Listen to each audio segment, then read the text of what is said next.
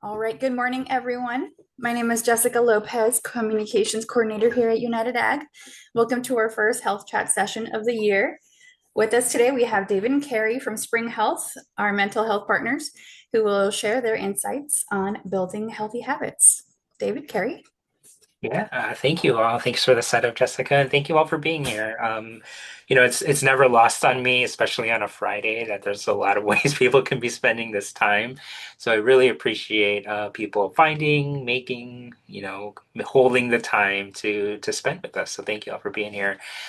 Just as Jessica mentioned, we're going to be talking about building healthy habits and really talking about healthy habits from a mental health perspective. I think there are a lot of pieces on habits that are, things we kind of know, but I think there are also things and kind of these subtle frameworks and ideas and concepts and practices that can really help add some legs to our habits and really kind of help set these goals. So, really, really thrilled to be sharing this time with you. And yeah, thanks for having us here.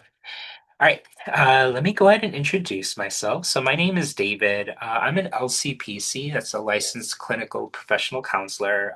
I've worked in direct care and mental health for about 15 years. I actually started my career working in inpatient psych, so I worked in the hospital system. And then from there, I shifted to doing crisis work in an emergency room. And then from there, I shifted to doing case management and care coordination. So helping people kind of figure out where they are, ultimately where they want to be, and how we get them to where they want to be in terms of their kind of mental well-being there. In addition to all that, I've done some counseling and therapy in between all that. So I've worn a lot of hats here. But, the work stuff aside, I'm on a more personal level. I'm from Chicago. I'm born and raised here in Chicago. Um, I'm a really big foodie, so anything in the food space always makes me kind of smile. Looking at restaurants and menus and reading books about food and all the food stuff. It just makes me smile. And then food stuff aside, I am a dad. I have a 10-year-old and a 6-year-old. And I am married to a therapist. So we talk a lot about our feelings and boundaries and how we're doing and all that other good stuff. So it's nice to meet you all. Okay. So from an agenda standpoint, we're going to be talking about habits. And, to me, habits are one of these things that we all have an idea on. And I'm pretty sure your idea on habits are not wrong, but I think there are ways we can really zoom into habits and really start unpacking this at a more kind of nitty-gritty level. So we'll talk about what are habits and then start talking about the idea of the habit loop. It's these kind of three components that contribute to how we come up with habits, how we maintain our habits. I think it's helpful to understand kind of the mechanics behind that. And then we'll talk about things like why habits are hard to maintain and achieve, right? And ultimately the idea of change, and change being kind of at the core of a lot of what we'll be talking about as relates to coming up with new habits, maintaining our good habits, and all of the above. Um, we'll spend some time talking about intentions and other kind of tools and stuff for anyone who's interested in kind of revisiting their habits or coming up with new ones. We'll make sure we talk about some tips for all that. And then at the tail end, I will drop and tap in my buddy Carrie, who can talk about spring health benefits. All right. Okay. So with all that said, before we even jump into the content, I wanted to take a second here and reflect for a second in terms of like what brought you here today. So knowing that this is going to be the topic, maybe you joined and you were just kind of hanging out before we got started here. Knowing that we are going to be talking about building healthy habits, what were the questions you had? What were you hoping to learn from our time today? So I'll give you a second to reflect on this. All right. And I'm going to go ahead and ask you to drop it in the chat. Oh, thanks, Carrie. Yeah. So if you can, we just clicked the chat feature on. So if you want to drop in the chat any questions you have around habits, things that you're hoping we can expand on, we can zoom into, or maybe you're just here, just to see what this is about, here for the vibes. That's also completely okay. So I'll give you a second to think about it. and then go ahead and drop it in the chat.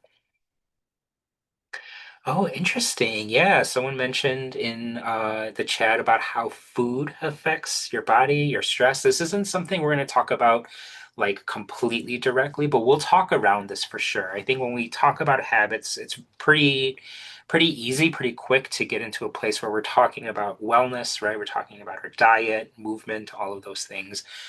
So I'll try my best to kind of, do touch on that as a topic.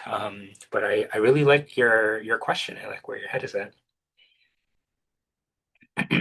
Yeah, this idea of like kind of staying consistent. Someone's mentioning around eating healthy. Yeah, helps us help being staying consistent. We'll talk a lot about really what consistency is, right? And like why it's hard and all of those other good things. So yeah, some self-control and all of that.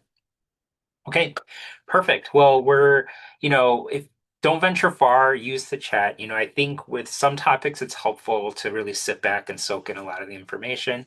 I think with topics like habits, something we all have, something we all do, there's a lot of wisdom here. So feel free to kind of share things that work for you. If you have questions, drop them in the chat. I promise you, you're not the only one who has that question. And we can use this chat as a way to kind of make this more give and take for sure. Yeah, work-life balance is that's a big one, right? It's a big one to kind of land here. So yeah. All right. Hold on to those for a second and we'll revisit some of our habits here. Okay. So starting at the beginning, what are habits? Right? So habits are really like all the routines, all the things, all the practices, right, we do on a regular basis. And when I think of habits, they're the things that we do almost without thought, right? They're so ingrained in who we are. They're so ingrained in kind of our day to day that it's not something we have to consciously be like, oh, I need to do this and I need to do that, right? It's almost like this thing that just kind of happens, right? Now, our habits can be things we know we do, right? They can be things we're just like not even aware we do. They can be positive habits, things like I always think about like brushing your teeth, doing the dishes, things that happen like consistently, versus, kind of like these air quotes negative habits, right? Like if you, whether it's like I used to be a smoker and like that's something I learned a lot about myself and trying to break that habit. So, really acknowledging that our habits can really be in service of us. They can really complicate us, but they're all there for a reason, right? And we're absolutely going to get into why the habits that really stick with us kind of tap into this core component of us, right? So, when we kind of step back and really start reflecting on habits, right? These are really those almost automated, right? These almost things that we don't really need to think about. They just kind of happen. I think with habits, they really do impact our day to day. When I was studying up for our time today, I just had this random memory of my son. He's 6 now, but from the ages from 2 to 4, he ate oatmeal for breakfast, like literally every day. So like hundreds of times. Never wavered, never asked for anything else. All he did was eat oatmeal. And I remember being like, that must be so peaceful. You just know exactly what you're gonna eat, and you just have it, right? Meanwhile, I'm like racking my brain. Do I want this? Do I want that? What about this? What about that? Right? So, even in something ha being so consistent, acknowledging that there's like some peace that can come from that, right?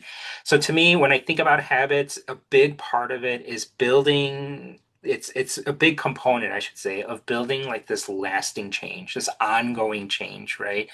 And if we want our change to be ongoing, consistent, right, kind of the new normal, looking at our change through the lens of habits, it's a great way to say, how do I get to a place where I'm making these decisions without having to have much thought, when there's not a lot of like friction, right, or kind of questioning around that? And how do I get to a place where these habits, healthy habits, hopefully become really hardwired, right? It's not impacted on whether it feels like a win or a loss, it just kind of is. So that's really when we start talking about healthy habits and habits in general. It's really celebrating this idea that if we can get to a place where these things that are good for us are just part of who we are, right? They're just things we don't have to worry about. They're things that we don't have to like argue with ourselves about, right? Like that's how we kind of build this long lasting change. Okay. So the question I have for you, it's a bit of a reflection here, but what was the last habit you formed? Right? It's kind of an interesting question. If habit is something that's a kind of a part of you, what was the last time, what was the last instance you developed a new habit? All right. If you want to share it in the chat, that would be really, really great. It's funny. It took me a while to figure out which mine was, and I'll talk about it in the next slide here. But I'm curious for you all, what was the last habit you were able to, or kind of the last habit you formed? Yeah, someone mentioned walking daily. That's so good.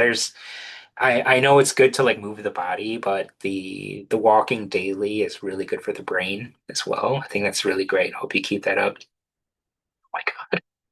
Getting my lunch ready the night before. Oh, hats off to you. I'm so bad at that. I tell myself every night that I should do that. I'm like, nah, just do it in the morning. And I'm just like stressed about it in the morning.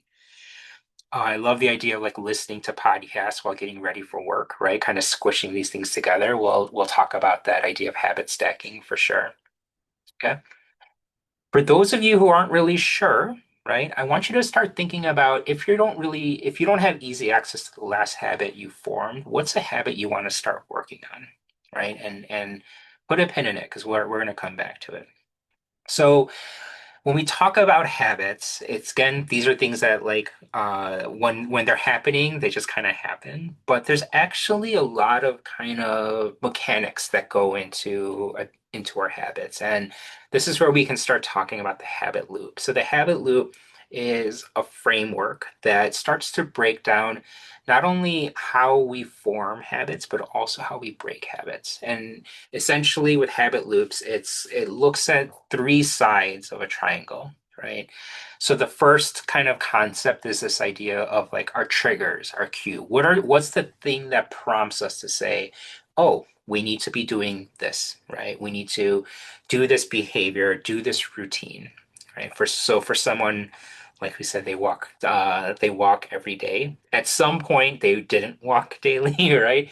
There was a cue that happened where they said, you know what?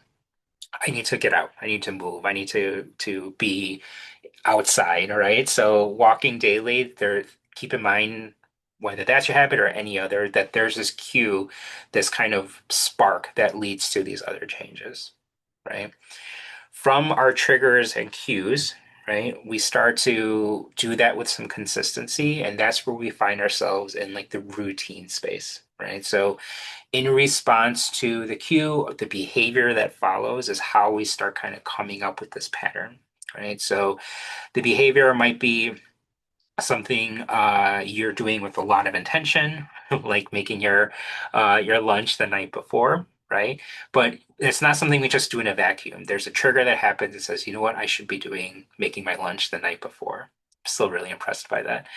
All right. So once we kind of have our routine and behavior, the third side or the third piece of the triangle is that there needs to be some reward, right? There needs to be some like, oh, I'm glad I did that. And the reward can be something oh, like I just feel better having done this thing, right? It gets my juices flowing. I feel like more creative or what have you. It gives me energy. That could be the reward. But I think the reward that habits really bring for a lot of people is just like consistency, right? Like having that predictability. If you feel like your life is kind of chaotic, I feel like my life is kind of chaotic, there's some real reward in having things that are consistent, things that are predictable, right? So the reward could be a physical thing, right? It can be a feeling, right? Or it can even just be like the sense of calm. So when we think about the habit loop from a mental health standpoint, we really like celebrating this idea because when we're able to have healthy habits, it really helps decrease the stress, the exhaustion of having to make these decisions, right? If we have these healthy habits and we can practice them when we don't really have a lot left in the tank, that's like something that we really want to celebrate. That's something that's really kind of exciting there. Okay. I was trying to think of a like good example of like a habit that's been like on my mind lately, and the one I ended up landing on was cooking. So I cook a ton. It's like where it's my happy place, right? I listen to podcasts or music. I cook, and that like helps me settle me down. It helps me really feel like myself. And I have all these habits around cooking and these ideas and routines, but where I'm having to revisit a lot of these is I'm trying to get my kids more comfortable with cooking. And one of the first things we're doing right now, I'm trying to teach them how to cut fruits, cut vegetables, all those things. And it's tricky, right? So when I think about them having these habits, I want them to have habits that are going to be safe, right? That are feel comfortable. I want it to be second nature if they're going to cook for the rest of their lives. So the trigger for me is often making sure that like their hands are in the right place. Like that they're not that they're like being aware of their surroundings, right? That even just last night I was cooking with my son and he wanted to look into the pot and he like put his hands like basically almost on the grate of the stove as like leverage so you can peek in there and I like swatted his hand away and I'm like, what are you doing, right? So for this to build this new habit, I'm looking for these cues of how am I aware of where they're putting their hands, their fingers, so that they're feeling safe there, right? And a lot of times they're things that are kind of like out of the norm. I don't know if this resonates with anyone, but using like a claw when you cut vegetables, like most people don't hold vegetables that way, right? So trying to build this new habit, trying to identify these cues, and trying to do it with some consistency so that this becomes second nature to them, right? It's already second nature to me. I want to instill that in my kids. So ultimately, when we talk about the rewards of all this, the reward for my kids these days is like we eat soup, and I'm like, oh, like look at this zucchini. Like, my daughter cut this zucchini and kind of being able to celebrate that with her. So for them, this triangle, they're not even aware it's happening. I'm hyper aware it's happening because it makes me nervous. But this is how we start building the new normal. This is how we start building those habits there. Okay. So whether it's a new habit, whether it's an existing habit, I think really where it's helpful to be aware of the loop is acknowledging that it's actually three things happening at the same time, right? If we don't have triggers or cues, the habit doesn't know it needs to get started. If we don't have routine or behaviors, right, there's no consistency, there's no opportunity for these things to become habitual, right? And if we don't have that reward, there's no reason for us to keep doing it. So, as we're wanting to maintain our habits, we're wanting to build new habits, think about these three things and where they intersect. And for anyone who's looking to break a habit, right? Here's a little bit of a trick here. If you're looking to break a habit, unlearn a habit, just like how you need these three things to build it, you can remove these three things, right? If you remove the reward, you remove the routine, you remove the cues, very quickly the habit starts to like lose its legs and it just kind of fizzles out.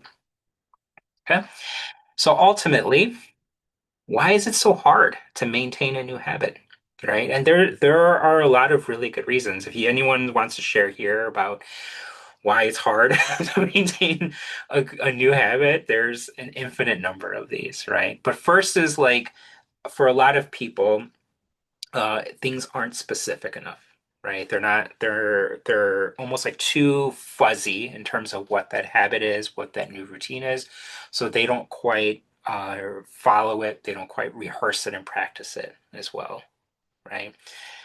For a lot of the work I've done, I feel like a lot of people frame their habits not in a positive way, but actually in a negative way, right? So you want to be able to build positive habits, right? That really means that there are things that you're benefiting from, things that are in service of you. If you're building your habits out of a place of like shame or guilt or like kind of self-criticism, then all of a sudden that means our habits are going to grow right in a place that's built in shame and guilt and self-criticism. So even from the very, very beginning, all the way till the end, making sure that our habits are positively framed, right? And ultimately, this one really resonates with me. I think habits really stick when they mean something to you, right? When if if we're trying to build this habit because someone's telling us we need to do that, that doesn't really work well. When we're starting to change habits or build new habits or have healthy habits because it's important to you, right? That's where these habits can really start to grow.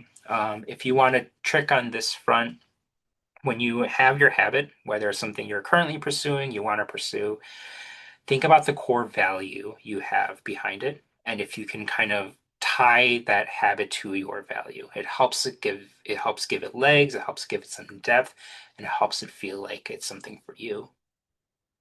Okay.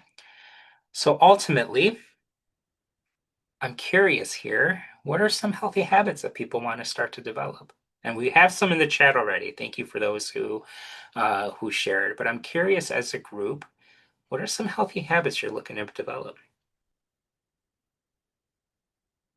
If you want to share it, and absolutely welcome it, right? But I think a way we could start thinking about these habits is maybe you might think of something you are doing that you don't want to do, right?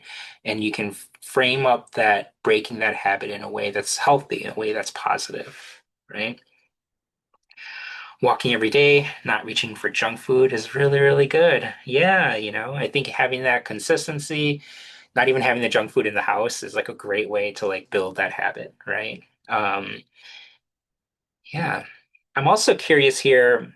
This might be just like an occupational hazard of being like a mental health professional, but like how many habits do we have that are like a reaction to stress, right? Like as whether it's coping, whether it's kind of saying, I don't have a lot left in the tank. What are the habits we're doing?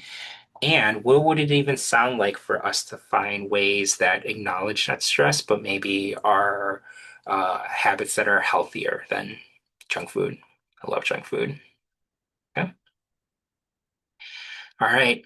So if you start thinking about this, start thinking about the habits you have, the habits you want to maintain, the habits you want to start building.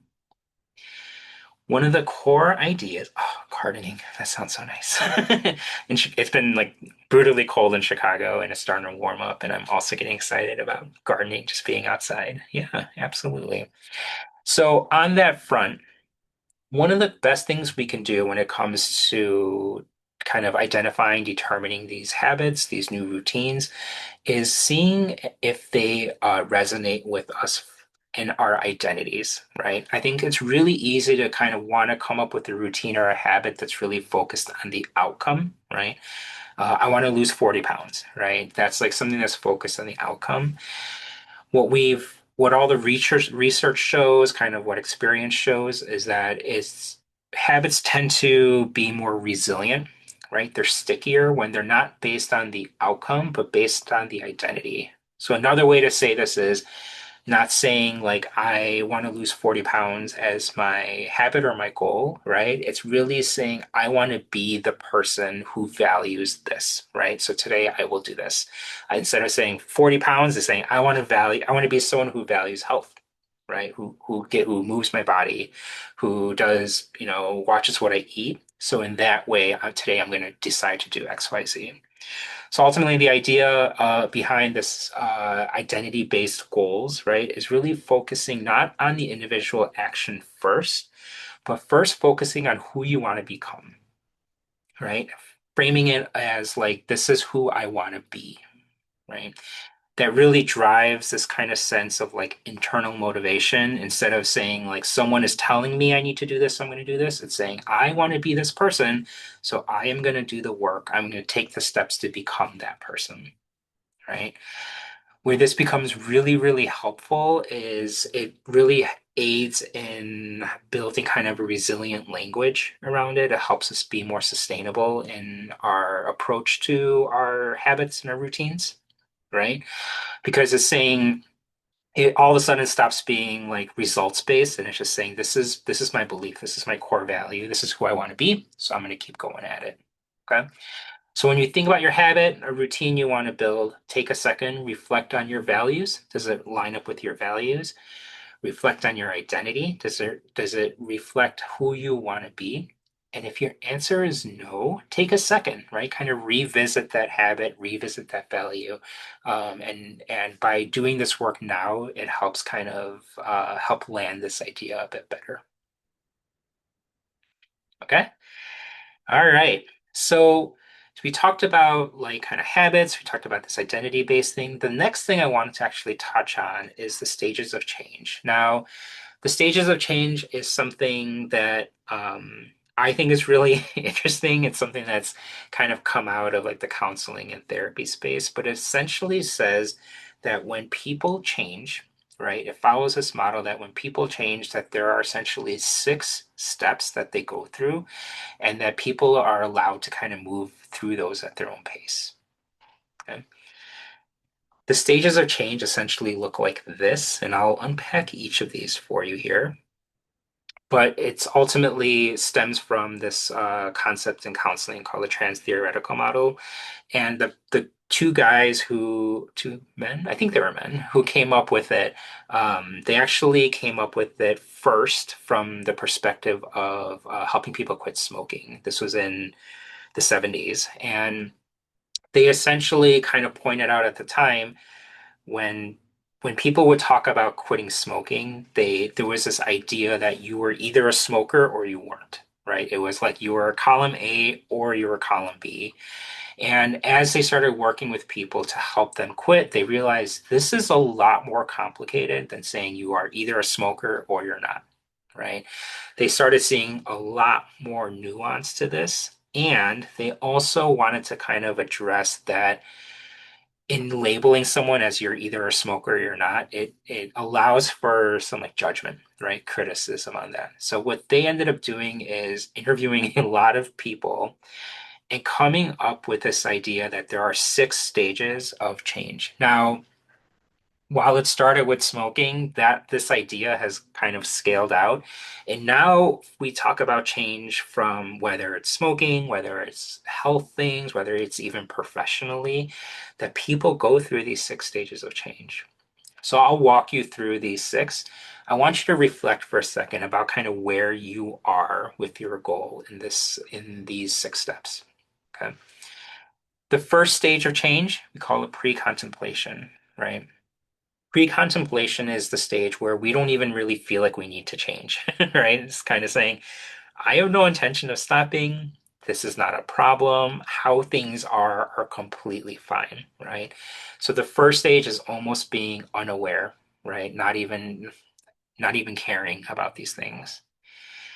From there, when we get to the second step on contemplation, this is saying before I change, I'm acknowledging that things might need to change, right? So it can say, before I join the gym, before I start going running, I'm acknowledging that I want to start feeling healthier, right? So there, this distinction between essentially not caring and all of a sudden caring a little bit. Okay. Step 3 is when we start talking about planning and preparation. This is when people start making these decisions of like, this is what it's going to look like if I were to change this way, right? Before any action, they're just thinking about what it can look like. They're starting to plan ahead for this, right? Maybe they're doing some research on their side, and all this. The idea here is to go from preparing through this to step 4, which is actual action. These are the actual steps I'm going to take to start implementing this change, start making sure this change happens. Okay. A lot of really important work happens at the action stage, but when we find ourselves on this fifth space of the maintenance phase, this is where things start to become habitual, right? This is where things become habit. It's no longer about achieving that change, it's about maintaining this change, right? Keeping it consistent. And finally, the idea of rebound, right? Rebound, relapse, this idea that we eventually, on a long enough timeline, are going to slip. What happens when we slip?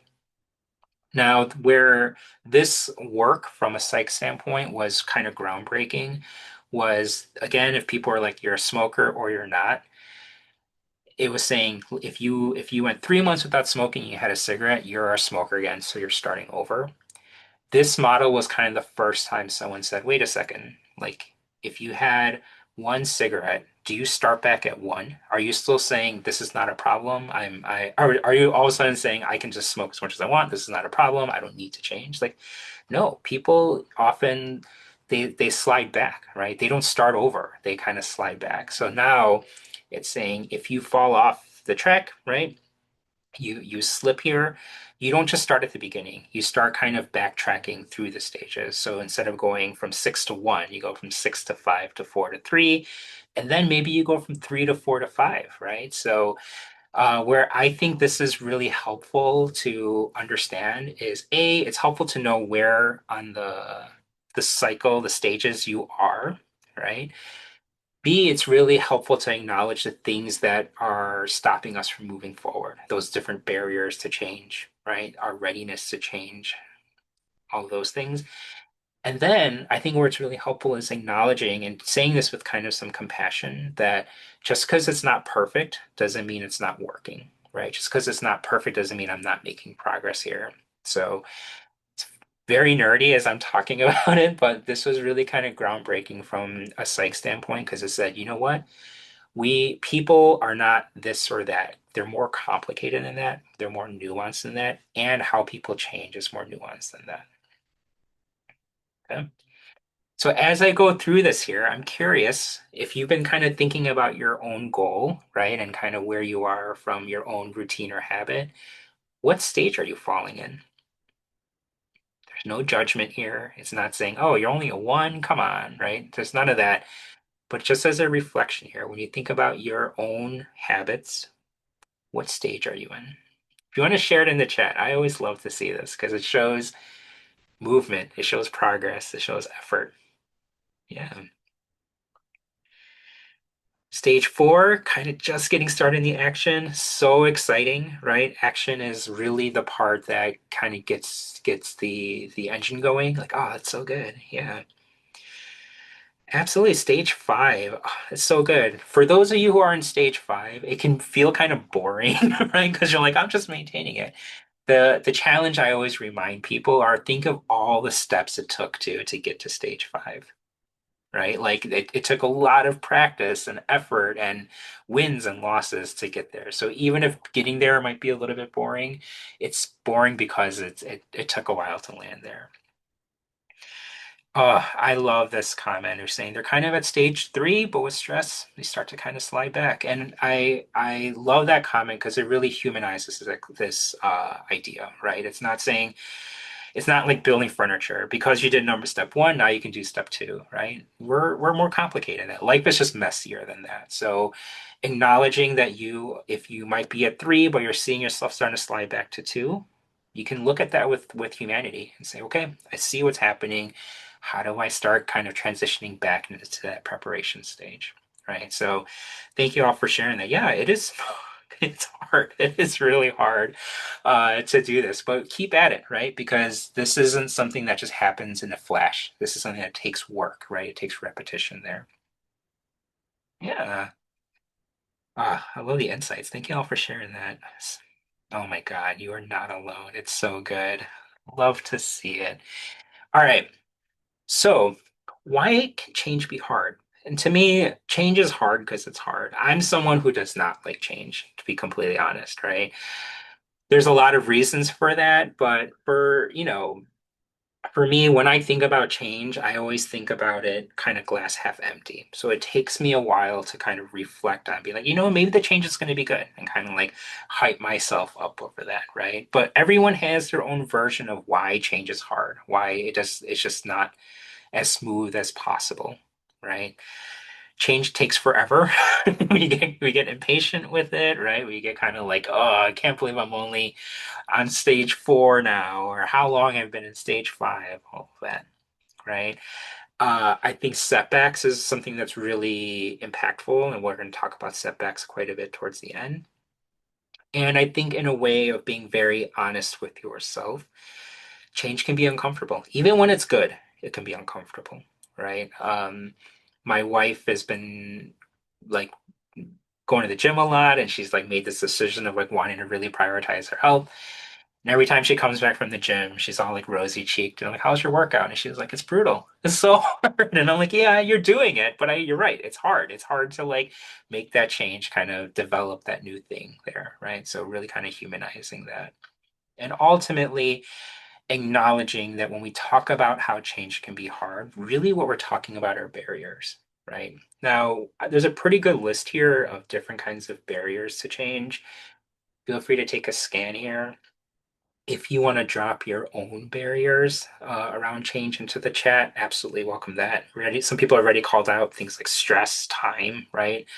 All of these things. But I really like talking about barriers not from a like defeatist standpoint, but really just acknowledging that these things make it harder, right?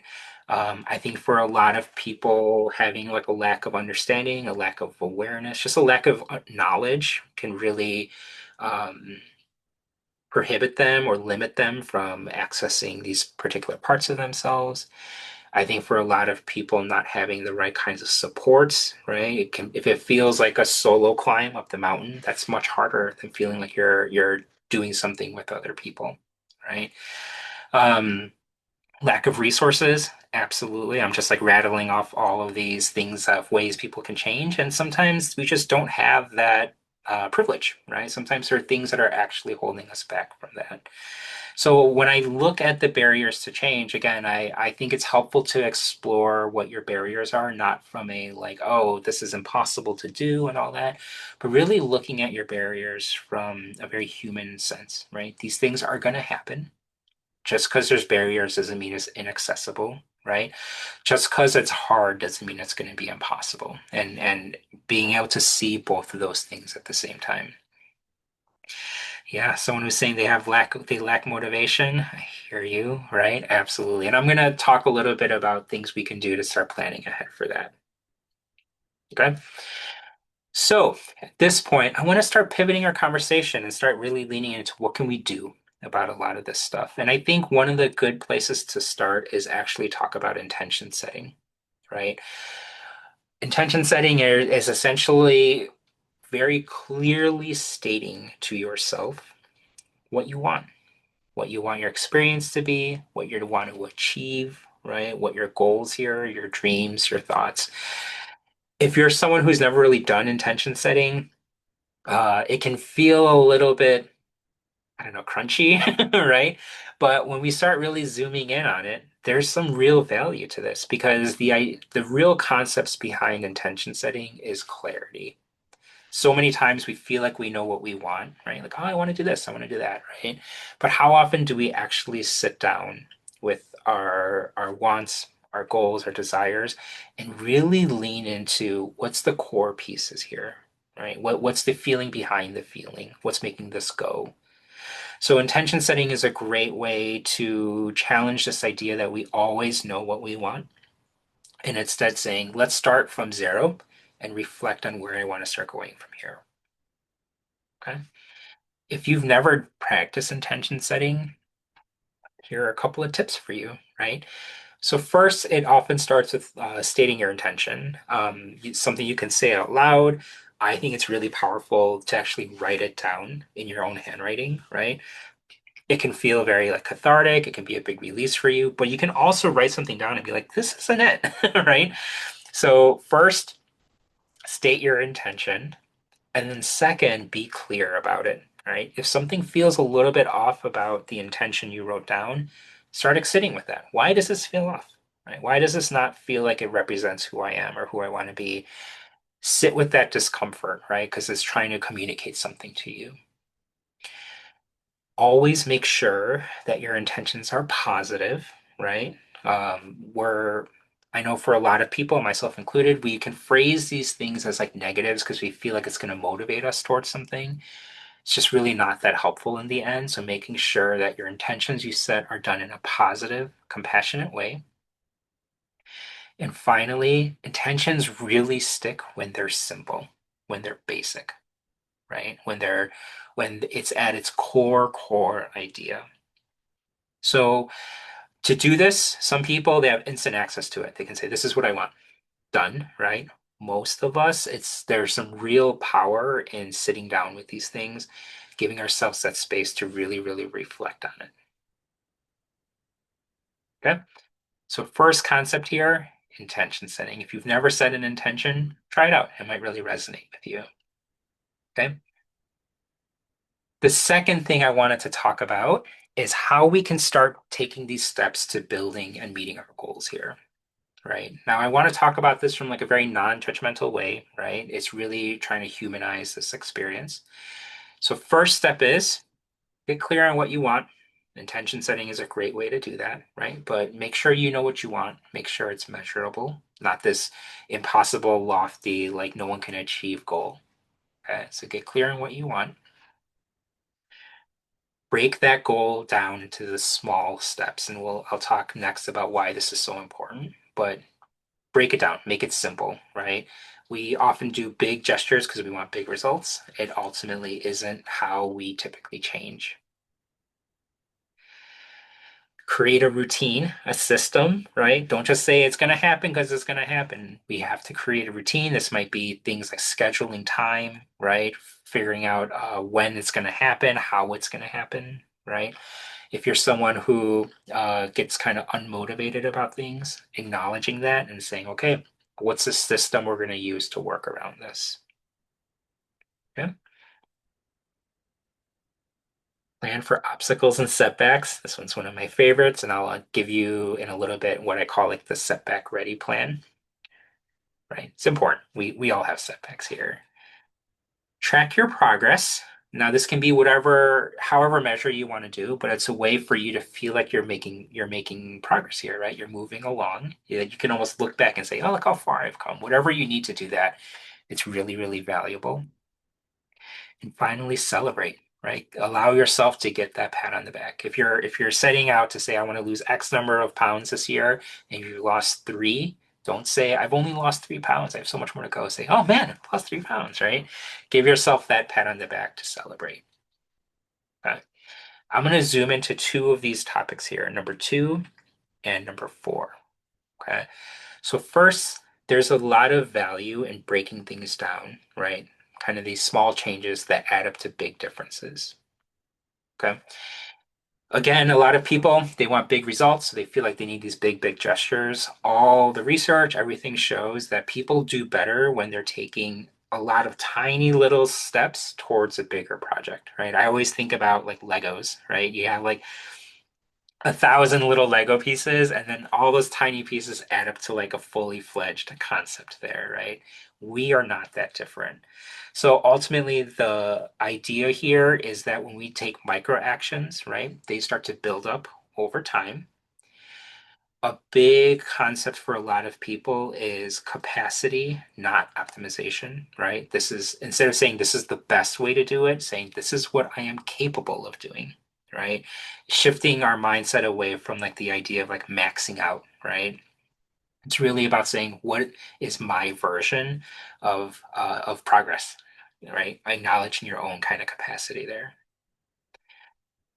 Things like ramping up versus slowing down, right? It's easier to slow down than to start over. So as you start getting that momentum, right? Whatever you can do to kind of, even if you have to slow down, that's okay, as long as you're kind of continuing the progress, that routine around building your habit. And all of this kind of stems from this larger idea that when we can have wins, even if they're very, very small, right? It rewards that part of our brain that says, you know what, this feels good. Let's keep going. Okay. If this feels kind of like a fuzzy concept to you, I can help break this down for you, right? So here's what this actually sounds like in action, and it's the idea of shrinking the habit. Okay. Think of your habit, your routine, the change you want to do, right? And think about these three questions. What's the smallest version you can do on your worst day, right? Your work was hard, life is hard, right? What's the smallest version of your habit, your routine you can do on your worst day? Really, what this is tapping into is showing kindness to ourselves, right? We're not beating ourselves up about it. Second question, what's the version of this that requires almost no motivation? This really taps into this idea of like common humanity. We are not perfect. We are not machines, right? We need to have some grace around being able to do things where we're super motivated, but also acknowledging what it's going to look like when we're not motivated at all. Okay. It can be really, really small. right? But figuring out what the smallest version is. And ultimately, what's the minimum action that still counts, right? What does enough look like here? And if your enough is, I'm going to be on a treadmill for 3 hours, kind of slowing down a little bit, looking at these things with some mindfulness, right? So ultimately, the idea of shrinking the habit is about setting yourself up for success by really just biting what you can chew, right? Really, what we're inherently saying in shrinking this habit is you have a say here. You can determine these things, right? You have a sense of agency, you have a sense of determination here. You can set these things up with kindness, with compassion, not just being mean to yourself, right? And it's really saying that even the mini versions, right? Even if they start small, you can scale up. So if the little tiny version feels too tiny, you can speed up, right? You're feeling really good, you feel motivated, you can start biting off bigger pieces. But if you're someone who's really struggling with your motivation, your engagement, shrinking it down, saying this is still my little tiny nugget that I'm contributing to is miles better than not doing anything. Okay. All right. The last concept I'm going to try and squeeze in here is what we call normalizing imperfection, right? Sustainable goals is they plan for recovery, not perfection, right? Goals that are going to stick with us, we're planning ahead that they're not going to be perfect. And they're not perfect because life's not perfect. And life's not perfect because we are not perfect, right? So by embracing our imperfections here, it's part of embracing our human side of us, right? And it's a way to not just highlight and lean into all the gaps we have. So what this ends up sounding like, right, is that we start to plan ahead for the miss, right? We do this before we start, when we're still in a good headspace, right? We start planning ahead of what it sounds like when we miss our goal, what it sounds like when we stop a routine or fall off track for a habit. Okay? If we fall off, you should consider adding support, not pressure, right? So instead of just beating yourself up, maybe you're saying, I need to like get other people involved, right? I need to call a friend. I need to like get connected with a therapist or something, right? But like instead of just adding pressure on yourself, it's adding support, adding people to share that load with, right? Replace shame with curiosity. How can I grow? Opposed to being like, oh, I can't believe I'm not making progress here. It's like, all right, I'm going to be super curious about this. How am I growing? How am I developing? Right? And ultimately acknowledging that self-criticism is not an effective motivator. Let me say that again. Self-criticism is not an effective motivator. It only works for a split second and then it starts to hurt, right? So, really, how we stay motivated is not by beating ourselves up, it's by being able to kind of talk to ourselves with kindness here. Love the call out about family being a motivator. It's so good. Okay. All right. So, the last concept I wanted to paint for you here is what we call the setback ready plan. And this comes in three pieces, right? Please, if you are someone who's struggling with your routines, your habits, look at this and reflect on what parts of this can really resonate with you. Okay. Do this before you actually doing this before you're in the thick of it is really helpful. Okay. First piece, high risk planning, right? What are the situations that are going to contribute to me not doing this routine, following this habit, right? Days where you feel tired, stressed, maybe you travel a lot, things are going to kind of knock you off your routine. Plan ahead for that, right? This is what it looks like when things are messy. Second concept, you need to have a hard day version, right? The hard day version is, man, work was really, really stressful. How do I still contribute to this goal or this routine, right? When I'm not my best self, when I've had a hard day, what's the version of this that still counts as progress? And then the third concept is the personal reset rule, right? What are the rules you're going to follow to reset, reacclimate here, right? It's really leads into the idea that it's easier to restart, right, than to start over. So, what is your resets rule? How do you reset, stay in the game, opposed to feeling like you have to start all the way from the beginning here? And the last piece I'll say here before I tap in my buddy Carrie is also making sure you're taking care of yourself, right? Like, and I mean this from like a self-care standpoint, making sure you're finding opportunities to recharge, to kind of feel like yourself, right? Going for your walks, doing your gardening, right? Spending time with the family, and really acknowledging that doing this change can be really hard. So because it's hard, making sure you have gas in the tank here is really where what I'm trying to get at. Okay? All right. So, with all that said, at this point, I'm going to ask you if you want to reflect on a takeaway, something you can take with you. I absolutely welcome that. But I'm going to go ahead and drop and tap in my buddy Carrie, who is going to finish up and talk about spring health benefits. So, thank you all for the time. And thanks, Carrie, for being here. David, hope everybody could see my screen. Give me a thumbs up if you Oh, can. hold on. Let me stop sharing. All right, try now. Nope, I'm good. Can you see Oh, it? okay. Oh, yes. Yeah, yeah. Awesome. Yeah. So I don't know about you all, but I just find David to be so supportive and so great. And I always feel better after I am on a session with him. It just sounds so easy. And, all of the tips and tricks he gives are great. The problem for me, as I think a lot of you have said in the chat, is keeping it going and sustaining that. And I am lucky. I have access to David every single day as a friend and as a colleague. But for those of you that don't, we have Spring Health to support you. And we have a whole stable of great therapists that can assist you and help you with all of these things.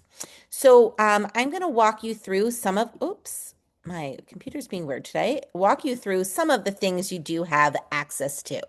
So the first thing is therapy, right? This totally was a therapy session with David. So you got one for free.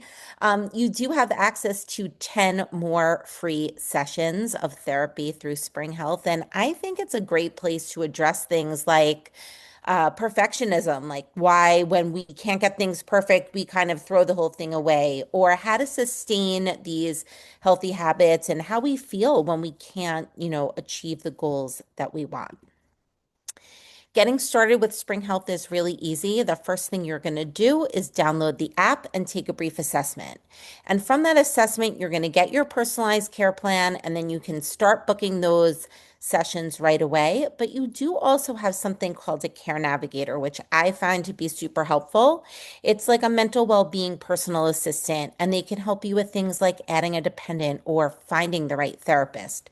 So you definitely want to lean into your care navigator and take advantage of everything they have to offer. And then quick access to care. For me, one of the things that helps keep me consistent is when I don't have to wait a really long time to do something. So I go to make that appointment and then I get discouraged because it's 6 or 8 weeks waiting. That doesn't happen at Spring Health. Typically, we can find you an appointment in as little as 10 days. 10 days. I'm sorry. I'm looking at 10 sessions in as little as a few days. So sometimes just 2 or 3. So definitely check that out. In addition to therapy, we have a whole area of self-guided content and resources on our platform. So once you take that assessment and you have access to the full platform, you can find these things called journeys, and you'll see some of the topics that we have available. And in each little sort of section on families or managers, grief and loss, all of those, there's lots of different resources for you to check out. So some of them are short videos, some of it are assets that you can pull up, but really great content for you to access.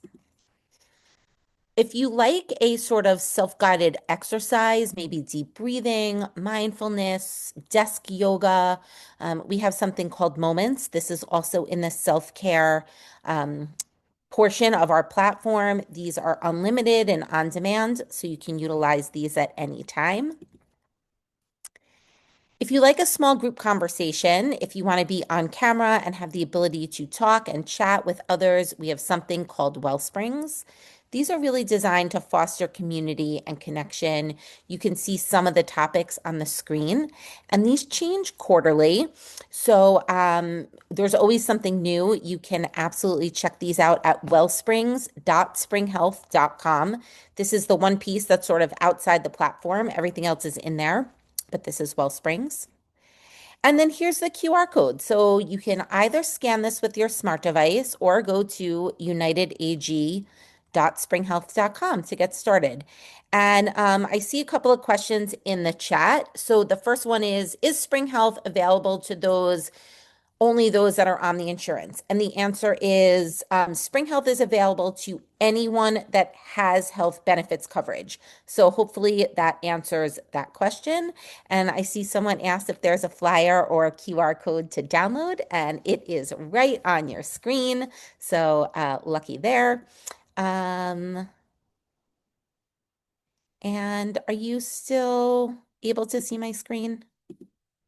Oh, there we go. I think you should be able to see it. I'm going to stop sharing for 1 second and then I'll reshare just so everyone can see. Um, I see if someone's asking for the QR code to be sent for employees. I believe we will be sharing this recording with you all. You can also share, I'll drop in the chat for you the website. It might be easier to share that. So you can go ahead and do that. Let's see if I can copy this code. I'm going to stop screen sharing for 1 second to see if I can drop this code in the chat for you. Just give me 1 second. Yeah, I don't think it will allow me to share the QR code in the chat. But what you can do is screenshot the slide. I'll put it back up in 1 second. And if you want to screenshot the slide, that would absolutely work as well. So just give me one moment and I will share it. There we go. So everybody able to see that? Get a thumbs up. All right. Happy to answer any last minute questions, but we do thank you for joining us today. It says that the recording will be emailed to everybody, so awesome. You will have access to that. And oh, I see. I see you're seeing my wrong screen. I am so sorry. Let's try that one more time. There we go. How's that? Gotta love technology on a Friday, right? Anyway, thank you all so much for joining. We hope to see you again soon. I'll just leave this up for a second. Yeah, thank you so much, Carrie. I just wanted to give a quick announcement to everybody still here on the webinar. Just want to let you all know that we have 5 new episodes in the works for 2026, so stay tuned for that. Some of them being with Spring Health, so we'll be seeing them again. And you can get a sneak peek of upcoming topics on our events page at unitedag.org/events, where you can also pre-register. And we're also excited to bring back Charlas Saludables, the Spanish version of these sessions. And we're kicking it off this afternoon at 3 p.m. with Building Healthy Habits, but in Spanish. And then just a quick plug to make sure to follow us on social media. We are on Instagram, Facebook, LinkedIn, Twitter, to stay on the loop. Thank you.